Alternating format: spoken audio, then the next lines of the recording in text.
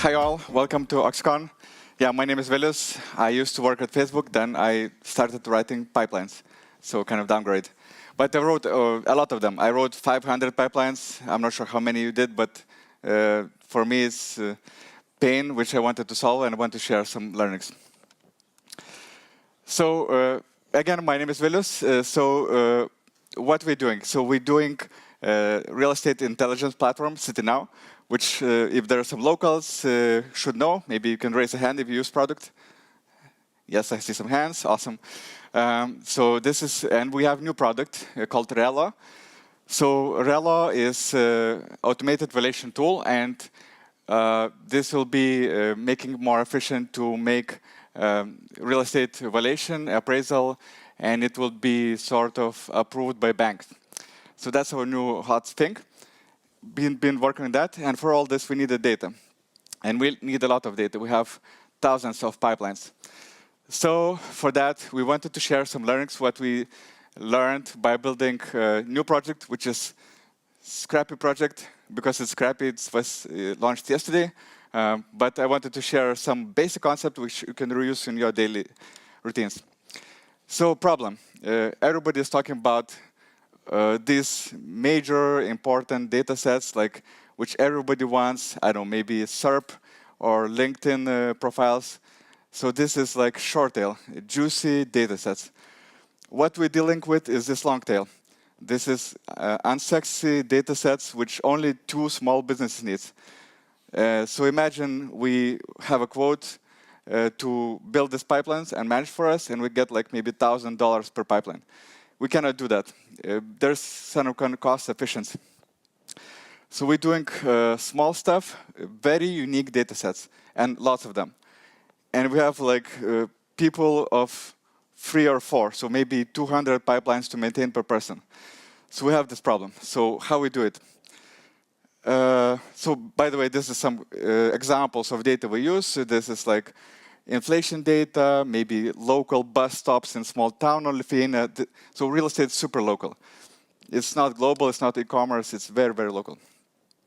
So solution is this small insight, that we have a growing community of people learning to code.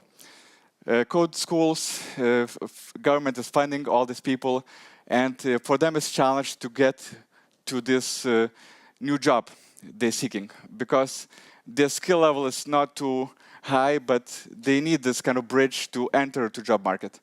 So what we're using, and we have some of them today in the room as well, we're trying to help those people to get into industry. And because web scraping is very splittable, like pizza, into tasks, we invite them to contribute, take a task, and just slowly progress in their career. And when they're ready, they can land full job. So it's hard to say, but basically, if they leave and succeed in other job, it's success for us. But for us, we just really need just pipeline builders which can do this basic engineering task. So what is our solution? If you use project management tools like Trello or ClickUp, I like ClickUp, there's kind of pipeline of tasks. Some pipelines needs to be created, some pipelines in progress, and some pipelines needs to be monitored. Again, we have 500 of those, and we maintain this queue. And we have, for example, pipelines which needs to be created.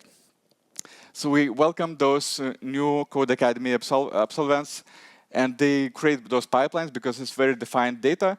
It's like coding competition. It's very clear to define whether you succeed or not.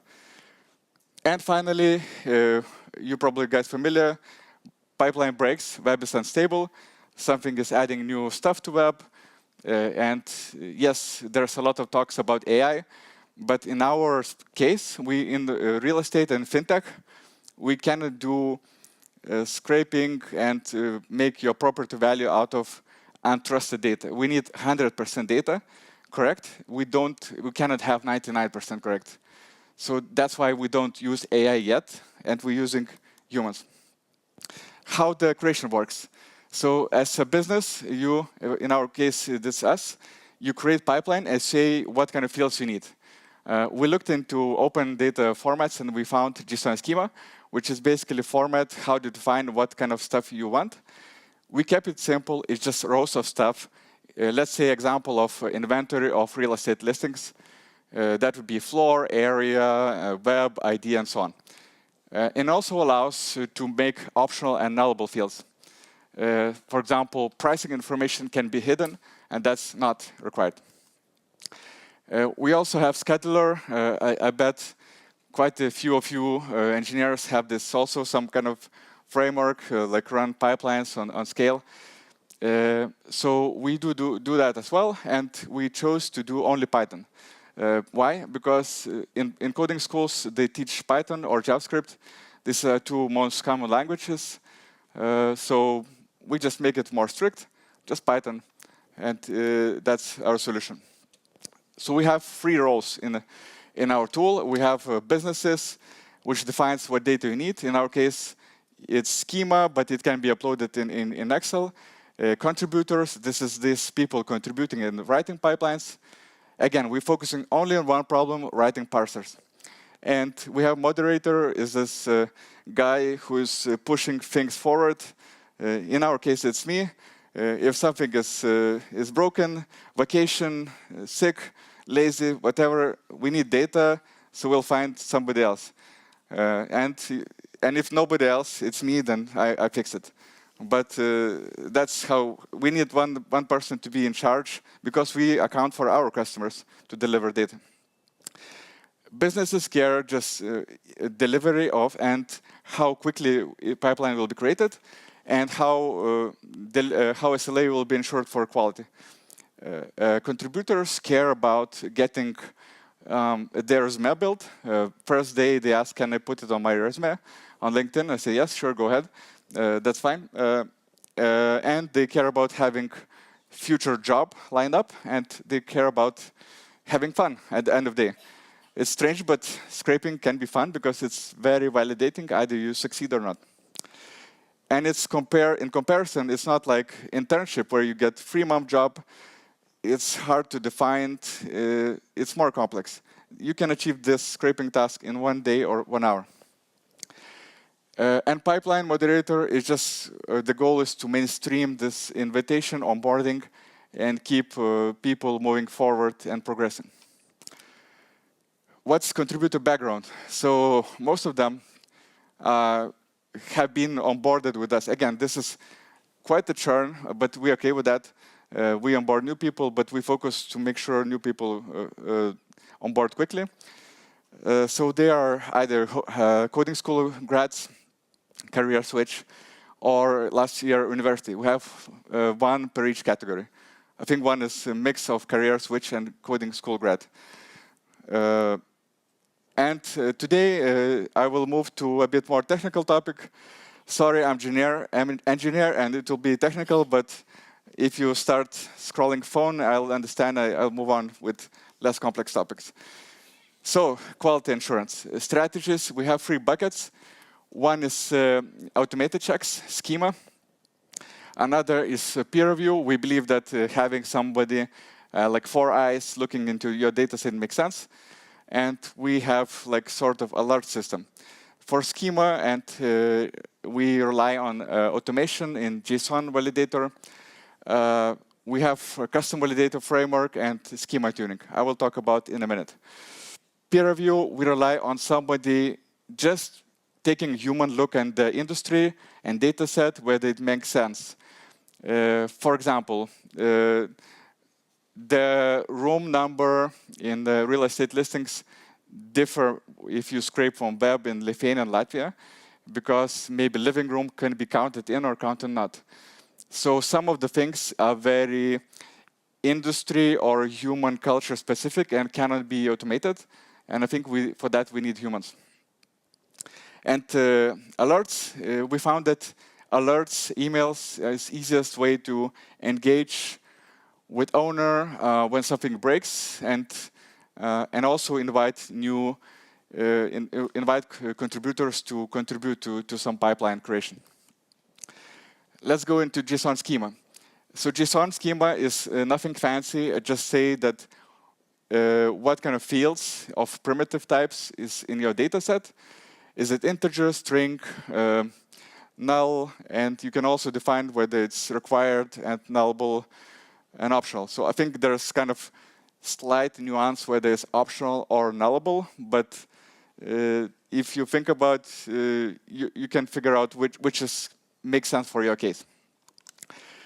Then we have concept of custom validator. So JSON schema is good at validating one row. Let's say that its room number cannot be 1,000. You can say that, but it's bad at validating in contextual space. So let's say we care that maybe average square meter price for an apartment project is not more than 10,000 euros per square meter. Actually, it's now the case, but we keep lifting this, but because real estate is getting more expensive in Lithuania. But the point is that you can validate data in the context, and JSON schema cannot. In this case, we just also create simple setup that if you print something to console, it means warning, like, hello, maybe this data is invalid, maybe not, check it out. Maybe it is square meter for this project more than 10,000. Then you throw warning. And there's some critical exception. For example, in our case, listing IDs needs to be unique. If this is not unique, you throw exception. I cannot handle it because I need to check where the inventory price changes. I think you can see some connection with e-commerce, which is, I guess, large customer base of Oxy Labs. In real estate, the core problem is the same. It's just different setup. We care about inventory, what's competitive price, how fast inventory goes. We do the same for real estate. The problem is the same. Difference is that for real estate, the objects are different. One apartment is different from another. In e-commerce, one vacuum cleaner is exactly the same as another one. So that's the only difference, but basically, problem is the same. And finally, peer review. So for peer review, we rely on some human taking a look at data. Imagine it's like sort of your buddy doing homework. Or maybe you show it to your father. Is it okay? So this is the role of the peer review. I do a lot of peer review. What I do spot checks. Let's say, I don't know, 1,000 listings. So I pick random one and go to website and check whether it makes sense and it's correct. So that's one strategy. Another is code check. Given that people are starting their careers, we saw some funky stuff. For example, this is pipeline. It was created on February, and the code looks like this. If month is January, then return 1. If February, return 2. Seriously, that's it. Imagine, I guess, as you're a junior engineer, you assume that your goal is to create pipeline which works, which is true. But as a moderator, I care that it works in March. So that's kind of thing. But seriously, we've seen this. Finally, Excel-inspired stats. You see distribution, and you can think of CAO style. You see aggregated levels, and make sure that there's no outlier, or maybe there's room numbers, maybe 100, and then we take deeper. So think of this as sort of audit. Auditors do the same thing, the highest risk, and most important thing. So you look into most important things where customers will maybe take a look and look into some glitches there. So that's kind of idea. Alerts. So we talked about validation. A pipeline can yield either error or warning, and you can subscribe to alerts. So we actually just moved away from global space into projects because we found we have 4 different products internally: valuations, real estate intelligence, and it was a bit hard to figure out who cares about what. So I think we wanted to make it sort of project. Somebody owns it, somebody takes care of it, and somebody is accountable. So that's why we split into projects, and you can listen on project level whether your pipeline works or fails. Email Composer. Again, the thing which worked for us is automated alerts and reach outs. Let's say pipeline breaks. It's critical for us. You see error, and you send out reach out. Hello, maybe you can take a look. Please fix. And you can also use this tool to send a group invite. Let's say maybe there's 5 contributors, and hello, there is this task. Maybe somebody can take it up. So first idea, maybe you offer low. As my previous boss would say, there is no bad product, just bad pricing. So somebody would not do it for 10 euros. Okay, so maybe 20 euros. Maybe a lot of you, like car vertical people, maybe would not do it. But at some point, I would do it. I would do it. I would do it for 1,000 euros. I would do it. And I do it. So the point is just about price. At some kind of price level, somebody will want to do it. So I think what we're doing here is marketplace where it's match that is not only juicy stuff, but kind of really what's needed, and somebody getting value out of it. So my example, I used this system for my own purpose, just for inspiration. I like discounts, so I watched one e-commerce website where they have like mineral water at a discounted price once in a while. So I created a pipeline because I see value of it and I can save this money, 20 euros per year. I created a pipeline, somebody picked it up, and I see now I get alert when the mineral water is 20% cheaper. So I have big storage room, I just buy a lot of that. And I think I made profit out of this deal because somebody wanted to do this for 20 euros. Now it's getting technical, but bear with me. Schema tuning. I think a lot of us engineers think of this trade-off. We aggregating, let's say it's e-commerce, I guess most common use case. A lot of targets have different schema. Either it's one field's available, one not. I will give example from our space, like real estate. Some things would have like orientation data in Latvia or Estonia, and in some cases not. Your options is to create one standard. Okay, this has to be there. In that case, you end up having a lot of optional nullable fields. But the good side that you can create kind of custom insights on aggregated level. On other extreme, you can create schema for each of them, but it will be hard to you to combine data. So our approach, let's go to an example. This is listing. We want to scrape this, real estate listings. But our schema says that it should have pricing information. Just in this case, developer decided to hide it. Actually, they kind of keep showing it and hiding, showing and hiding. So for this case, it was very important to us to have history. You can just find a code version which is with pricing. So we see all this ups and downs. So, but no pricing information yet. So, but what we can do on the time of execution, you see upsell. Hello, your pipeline is supposed to have this schema, but actually something doesn't make sense. Like pricing is missing, but you have some extra stuff in there.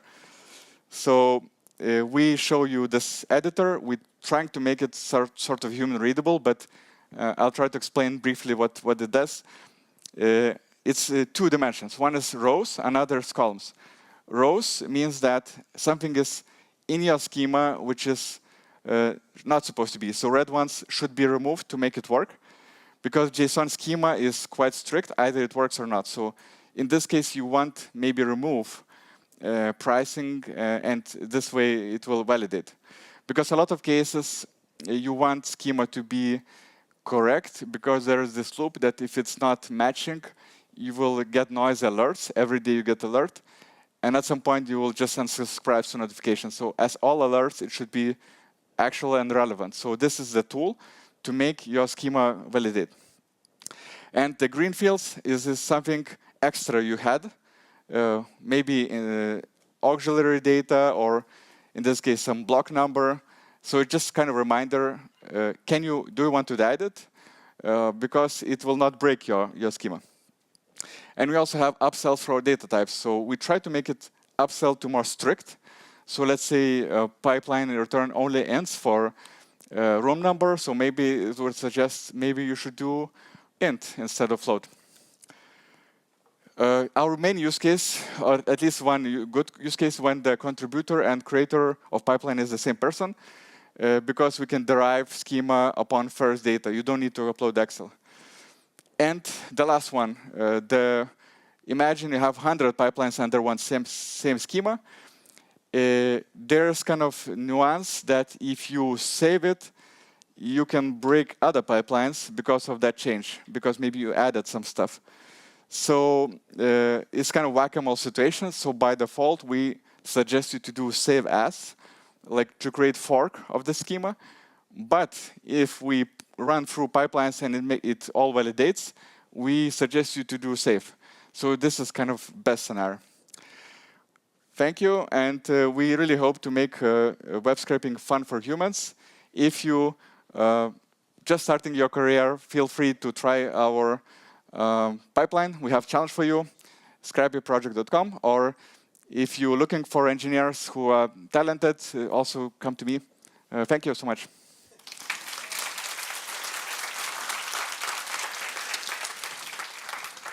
Thank you so much for your insights, Vilius. And I already saw a lot of questions popping up. So don't forget, you can still submit your questions via Slido, and we'll get started with the ones we already have. So firstly, how do you account for rapidly fluctuating property prices in dynamic markets while building these data sets?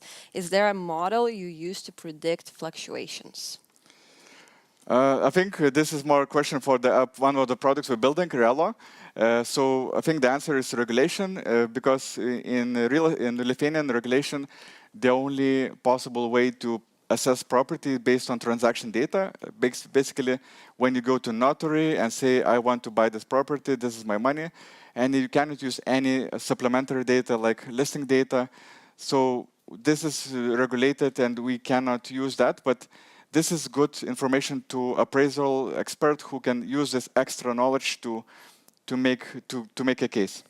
Of course, thank you so much. And the second question that we have is, how do you deal with contractor churn and scale onboarding process?